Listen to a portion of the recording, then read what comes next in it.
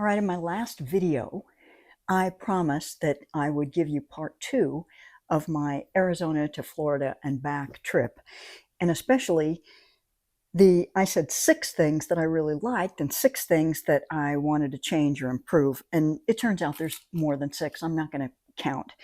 And as I do this, I'm going to be putting the, like, what do they call those things?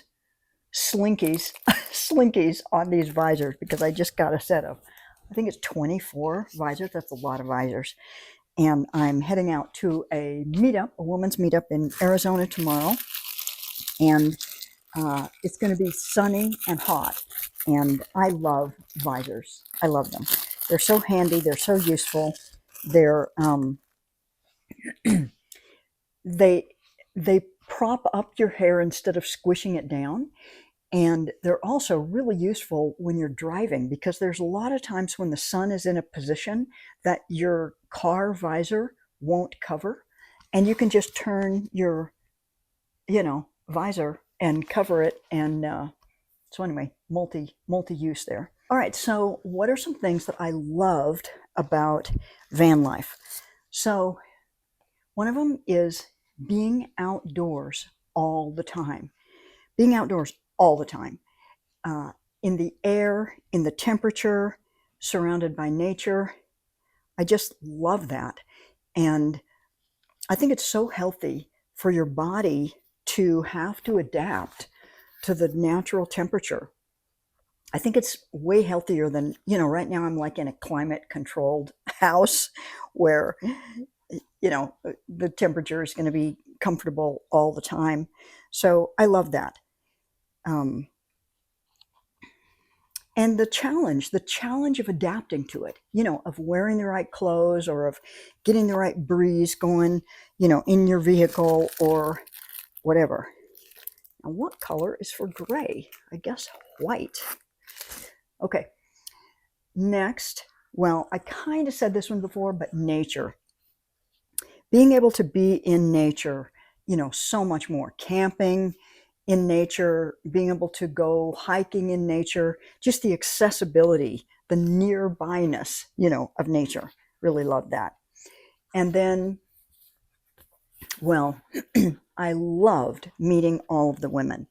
The women that this lifestyle attracts are adventurous, resilient, courageous, strong, fun-loving,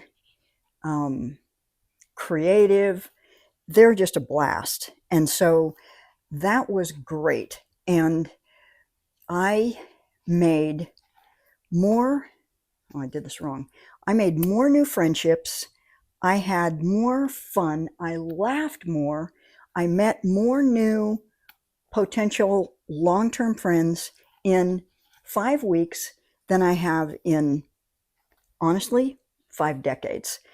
It was incredible. And I didn't meet and really connect with hardly any percentage of the women that were at any of these meetups that I went to, because there's so many. There's so many women, like, 60 or 50, 60, 70 women. And so, I barely scratched the surface, but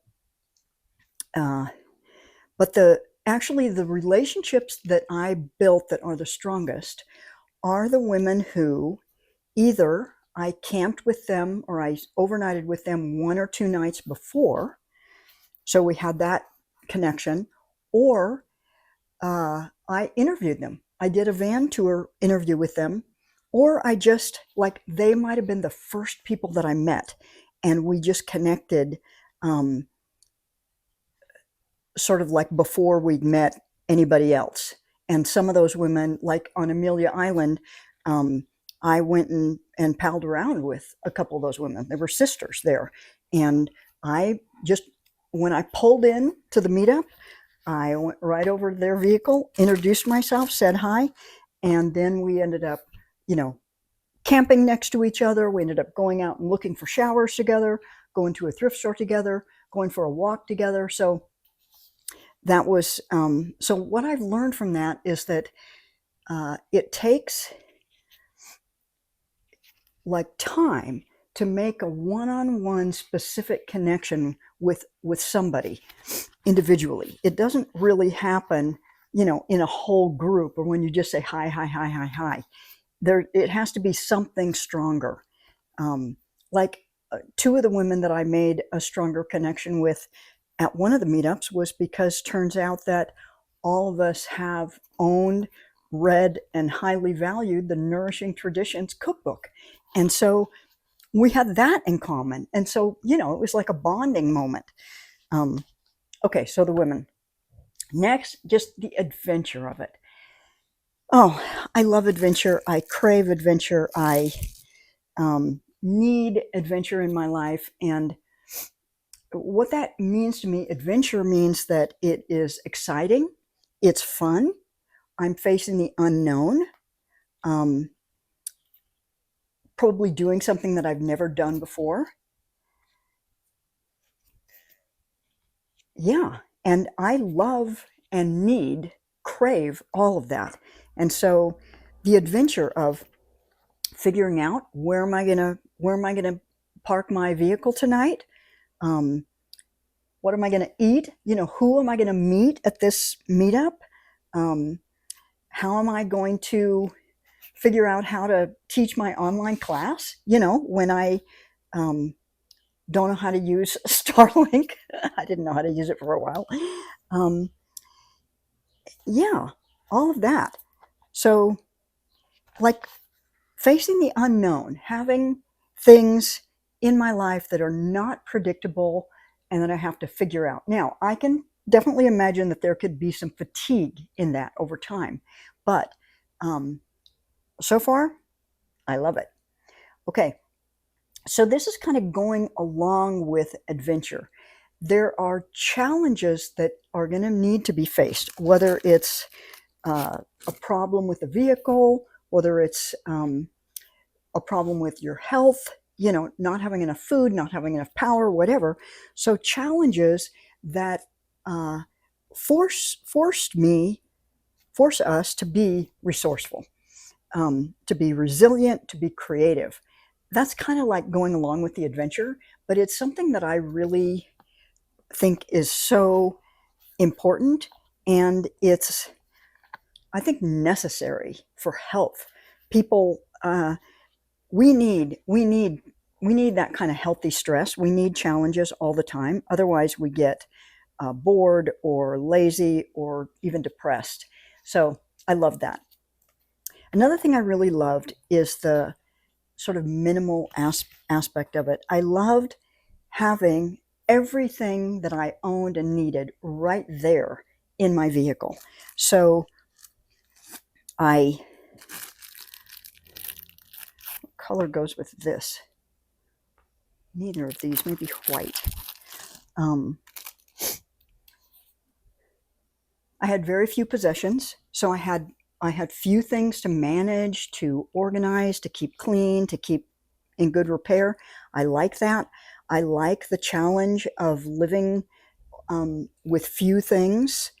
I didn't have hardly any outfits, hardly any clothes, so there were very little decisions to be made regarding that. And same thing with food and furnishings and all of those things. All like the simplicity, the minimal nature of it, and the simplicity of just having to concern myself with these things around me. No, um, nothing else.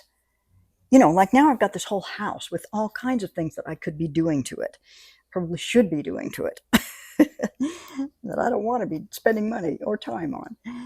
So the the small nature, like, and I didn't, what could have I missed? I didn't miss this sofa. I didn't miss having a whole kitchen.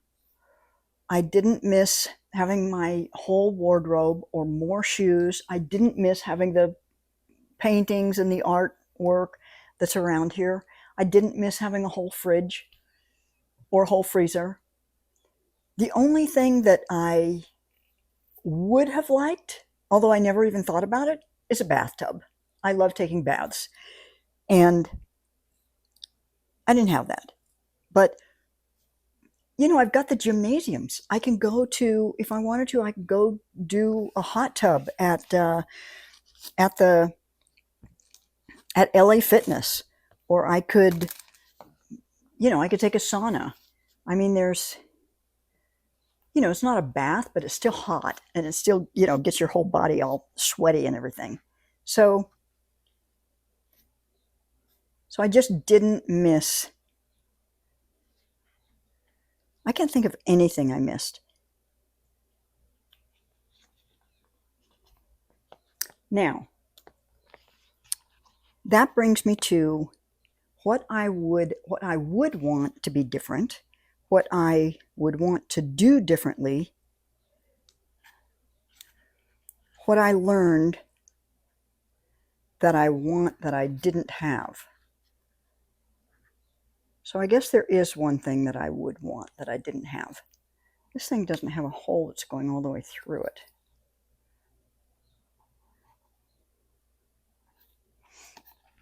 Need to poke a hole in this one. I'm going to use this tooth thing. There we go. Okay, so let me think about that. All right, so what would I like that I didn't have? What would I change? So the first thing that comes up for me, absolutely no question, is power. I wanted more power. I felt at the mercy of my power.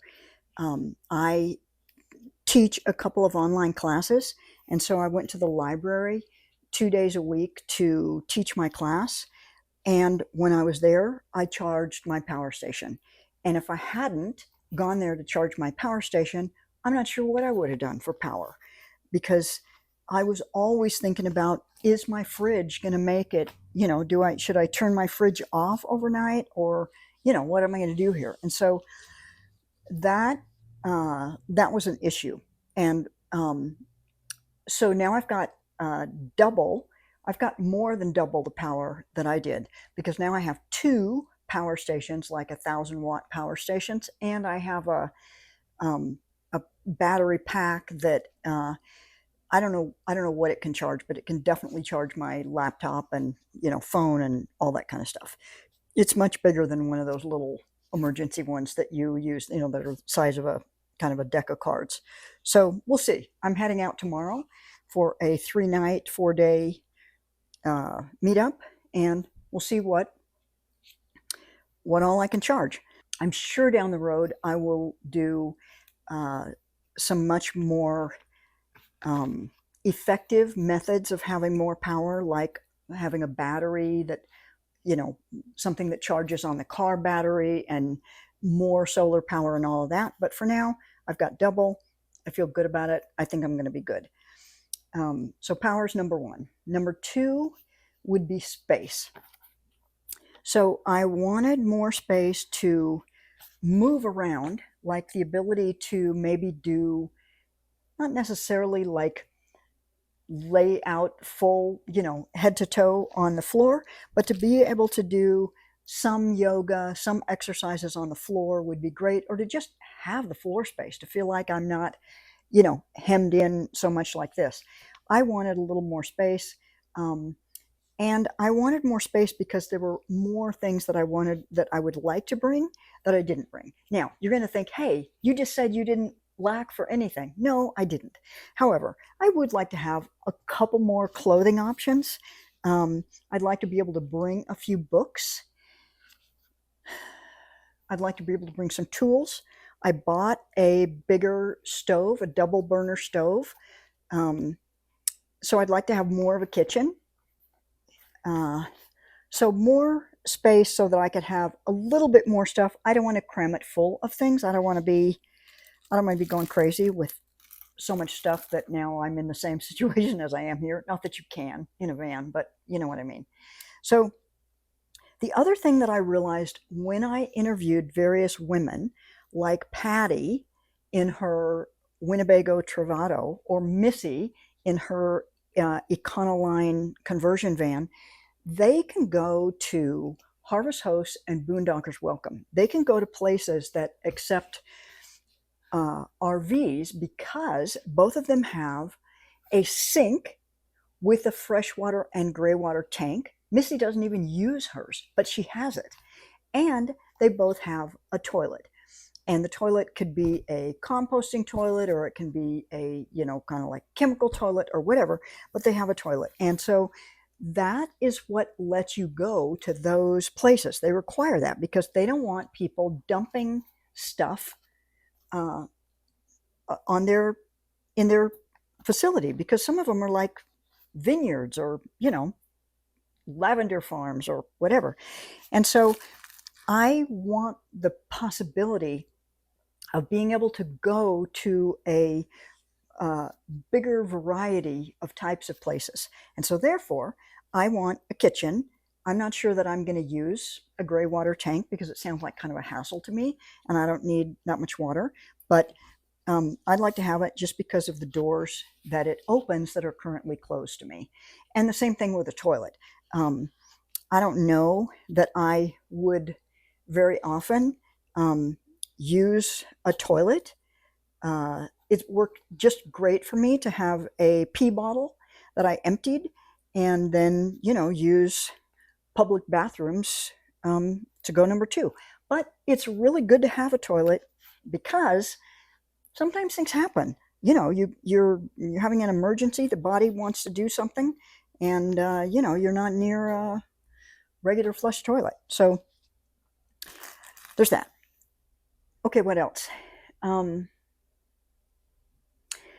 I want a better bed, but of course I could have that. I can have that in Poppy, but the current configuration of my bed, it's very narrow down on one end because the fridge needed the space. And also my bed is only 24 inches wide. I think 27, another 3 inches would be great. So I'd like that. I'd like to have a slightly bigger bed, maybe like I think 27 might be the size of a twin bed, but a slightly bigger bed and definitely a more comfortable bed. I didn't have enough cushioning. I still don't have probably enough cushioning, but I'm adding a yoga mat. So what I'm doing on the next 3 nights, I've got a yoga mat, I've got a 2-inch foam, and I've got kind of like a thermarest, that one of those self-inflating little thin ones that you take backpacking. So it's probably still not ideal, but it's okay for now. Okay, the other thing that I want is I want a vehicle with a bunch more metal, exposed metal inside. Now, you may be thinking, why? What's the deal? Well, because I don't know what I want. I've never been able to look at a space and tell you exactly what I would put where and how I would design it. My brain just isn't wired to do that. I have to try stuff out. I have to put it places and then live with it and discover whether I like that or not. And so the same thing is true with a vehicle. And if you're in a passenger van, then it's all insulated inside. There's very little exposed metal, and that's the way it is with Poppy right now. There's very little exposed metal, and so I can't stick anything to the walls unless I drill through into the frame, and I don't want to do that. I don't want to do that. That feels way too scary, and then I'm like wrecking the car for whoever would buy it from me if I were to sell it, and I don't know what's back there, all that stuff. So having a cargo van means that there's a whole lot of metal inside, and you can use magnets to stick things, and you can you can hook things to the metal walls easily because there are all kinds of little holes and everything. You can drill holes into parts of it that won't go through to the outside, and you're not causing any problem. Plus, you can use zip ties. Not that zip ties are the most effective holder of anything, but magnets. I mean, I just love the idea of being able to hook things up with magnets and connect things, because I know that I don't initially want one of those fancy vans that are all built out with custom cabinetry and wood all over the walls and all over the ceiling, and it's just like a custom home. I don't want that. I want something more funky that I do myself, that I go buy some used, you know, cabinetry, little metal sink or something somewhere and put it in and see how I like it. And if I don't like it, I'll get rid of it and trade it for something else. So metal. And Poppy is a passenger vehicle. Honda Elements are made for passengers, not for camping, even though a lot of people use them for camping. And so they don't have much metal. So the other thing that I want is I want a newer vehicle. My Honda Element is a 2005, and the older a vehicle is, the more likely things are going to break down. Now, that's not necessarily going to be the case because, you know, anything can happen, but nothing lasts forever. Engines, motors, bodies don't last forever. And so the older something is, the more likely it is to, be ready to fail. This is interesting. I've got 4 of these left and only 3 ties. I bet there's one on the, oh, there is. Okay, I got them all. Okay, the other thing that I want, so newer, I want newer, like closer to 2025, and also fewer miles. Poppy has 100 and something like 177,000 miles, and I just admit I feel kind of scared driving in a vehicle that old. Now, if I was just driving it around town and using it for my, everyday driver around town, and that's all, wouldn't be that big of a deal. But to want to drive 1,000 miles to someplace, I'd like to have a newer vehicle. And I'd also like to have a vehicle that has some kind of warranty left on it. It would be great if the warranty could last me like 5 years. I could have a savings account and I could save money every month for, beyond 5 years, but to have a warranty, a 5-year warranty that takes care of, any big problems, engines, transmissions, things like that, that would just be great. So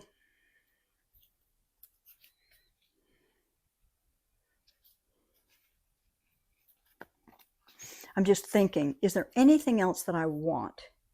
Well, of course I want storage. I want to have the storage that I had in Poppy, that I have in Poppy, it's just not great. Nothing is easily accessible. Most of my stuff was under the bed. And so I want a storage system where I can open a drawer or I can open a cupboard and there things are right in front of me instead of having to slide. Now, I'm not saying I won't store anything under the bed. Under the bed is prime real estate for storing things, but that's not I don't want that to be the primary place that I have to store things, is in a place that I can't see and I have to slide things out, multiple things out to get at it. So, what does this bring me to?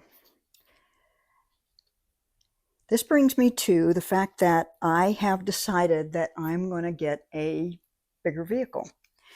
And I've been shopping and thinking and studying and evaluating and driving vehicles.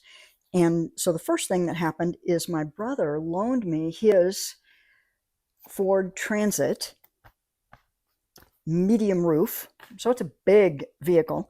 He loaned me that. He said I could take it for a week and go try it out to see if I liked his vehicle.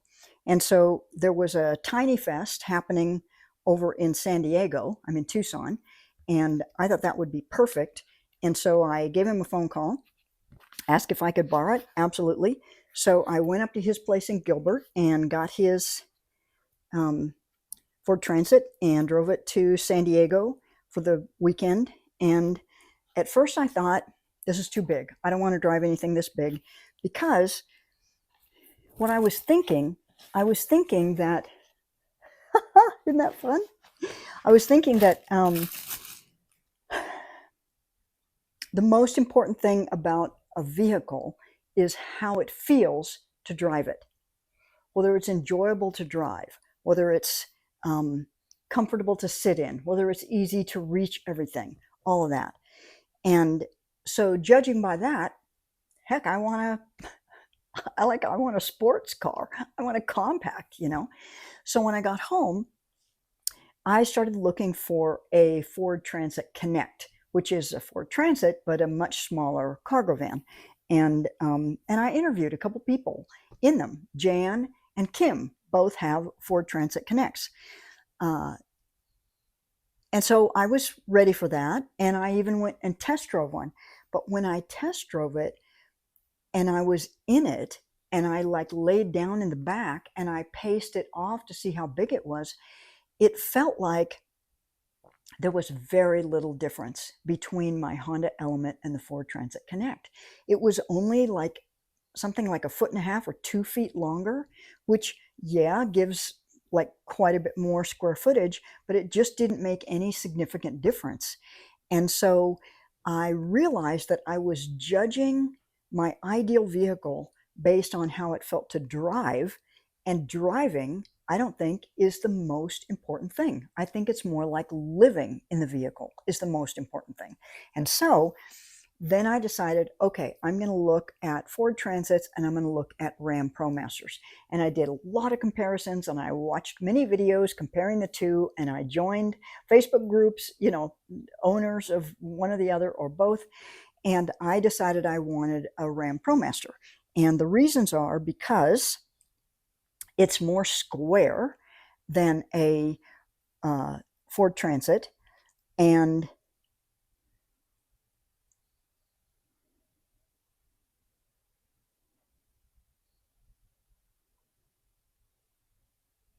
seems, also it comes in a shorter version, 136-inch length. It also comes in a 118, but that would be too short. 136 inches and 159 inches. And it's also, even though I can stand up in the high roof, it's still lower to the ground than the Ford Transit, because it's something about the front wheel drive. It's actually lower down to the ground anyway. So that's what I'm getting. And I have been shopping, and there's not very many 136-inch lengths. They're almost all 159. I didn't want a white vehicle. However, when I fell in love with the Honda Element and I chose the Honda Element, I was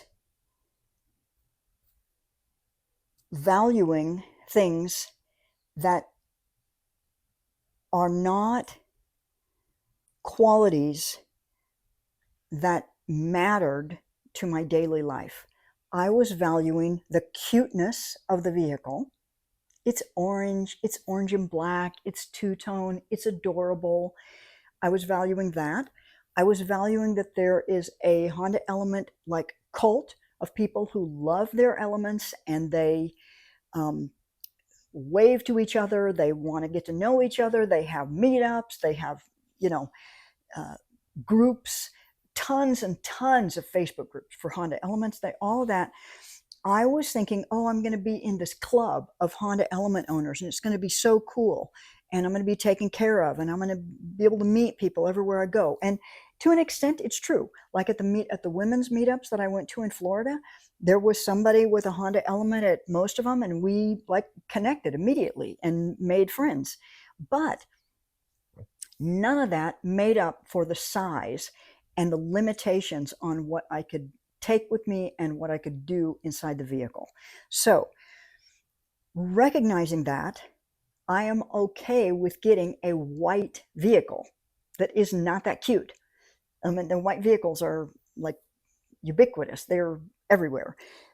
But, and also, it has no windows inside other than, of course, the windshield and the passenger and the driver's window.